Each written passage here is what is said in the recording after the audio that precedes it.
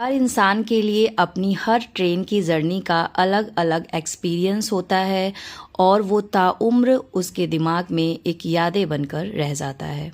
सभी की ट्रेन की जर्नी इस बात पर निर्भर करती है कि आपके आजू बाजू में किस टाइप के लोग बैठे हैं। लोअर सीट थी। हमारे बैठने के बाद एक फैमिली 2 बच्चियों को लेकर एंट्री करती है और ठीक हमारे सामने लोअर सीट पर बैठती है। तो खुशी का ठिकाना ही नहीं रहा कि मेरी डॉटर को खेलने के लिए बच्चे मिल गए। पहली दफ़ा में हमें लगता है कि ये दोनों बच्चियां इन्हीं की बेटियां हैं। थोड़ी देर बाद हम ऑब्जर्व करते हैं कि जो छोटी बच्ची है उसकी उम्र 2 साल रही होगी और जो बड़ी है उसकी उम्र 6 साल रही होगी, लेकिन दोनों के हाव भाव, रहन सहन, पहनावे में काफ़ी अंतर है। मैंने अपने हस्बैंड को बोला कि शायद 6 साल की जो बच्ची है वो इनकी बेटी नहीं है। जो 6 साल की बच्ची थी उसके कपड़े गंदे थे, चेहरे पे मायूसी थी, बच्ची दबी दबी सी फील कर रही थी। थोड़ी देर बाद सामने वाली फैमिली ने खुद बताया कि ये जो 6 साल की बच्ची है इसे हमने रखा हुआ है अपने 2 साल की बच्ची का ध्यान रखने के लिए। ये सुनकर मानो मेरे पैरों तले जमीन ही खिसक गई।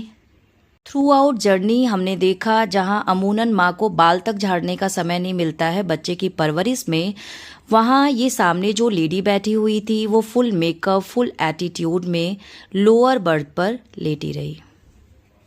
हमारी ट्रेन का सफ़र लंबा था और थ्रू आउट जर्नी बच्ची के 2 साल की बच्ची के फादर ने, जो कि साइड लोअर पे बैठे हुए थे, और ये 6 साल की बच्ची ने पूरा ध्यान उस 2 साल की बच्ची का रखा।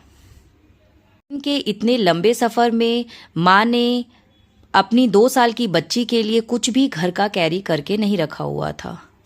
थ्रू आउट जर्नी वो लोअर बर्थ पर लेटी रही और फ़ोन चलाती रही। बच्ची को एक बार भी देखा तक नहीं। जब भी कुछ बेचने वाला कोई आता तो वो फादर कुछ का कुछ खरीद के बच्ची को पकड़ा देता और उसका पेट भर देता। एक बार रेडी टू ईट कपा नूडल बेचने कोई आता है, फादर ने उसे खरीदा और वो इतना ज़्यादा स्पाइसी था, उसे 2 साल की बच्ची को दे दिया गया खाने के लिए।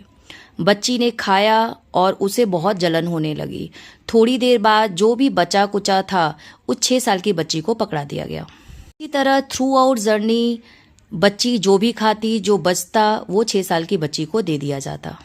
इस तरह पूरी जर्नी 6 साल की बच्ची और फादर ने निकाली। माँ अपनी सीट से उठी तक नहीं। ऐसे ही कितने केसेस हैं जिसमें बच्चे की परवरिश के टफ फेजेस में गांव देहात से कम पैसे पर लड़का या लड़की को, कम उम्र का लड़का या लड़की को लाकर परवरिश कराई जाती है, जिसे अमूमन हम बाल मजदूरी कहते हैं।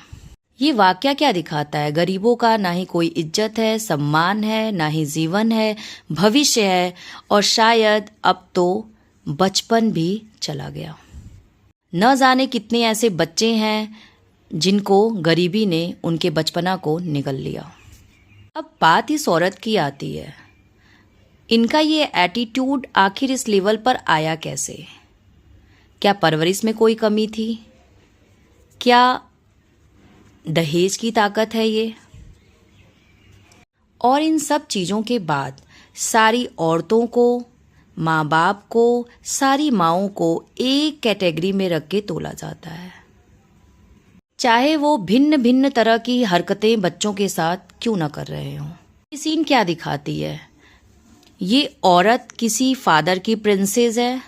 ये 2 साल की बेटी को भी प्रिंसेस की तरह तैयार किया जा रहा है, लेकिन इस 6 साल की बेटी का क्या?